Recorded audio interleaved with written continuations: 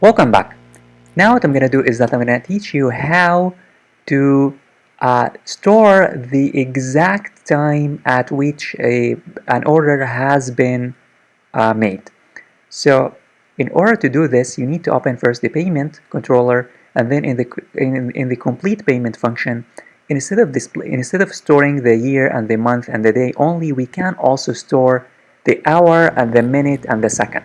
That way you will know exactly the time at which an order has been made. I'm gonna say here H for hours, and then I for minutes, and then S for seconds. That way we will store the complete date format. So the date will consist of the year, the month, the day, and also the hours and minutes and seconds.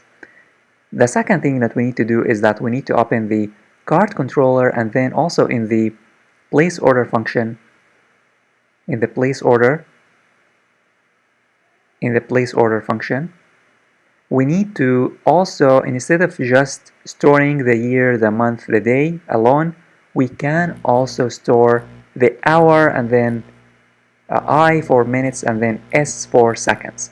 That way we will be able to know the exact time at which the order has been made. Let me save. And the second step is that we need to head on over to the database. So let me head on over to the database. Now in the database, the second step is that we need to open the orders table, and then we need to check the date. We need to change the date from date to date time, because date will store only the year and the month and the day. So I'm gonna here, for this date, I'm gonna here click on change, and then I'm gonna change the type from date to date time. That way I will be able to store not only the month and the year and the day, I will also be able to store the minute, the hours, the minutes, and the seconds. Let me click on save.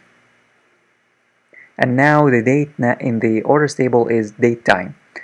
The third and the last thing that we need to do is that in the payments table, we need to change also the date. I'm going to click on the payments table, and then click on structure, and then we need to change the date from date to date time. I'm going to change here the date. So the date here, instead of date, I'm going to say date time. And then I'm going to click on save. And now we are good to go. Now we can test that, and we will be able to know the exact time at which an order has been made.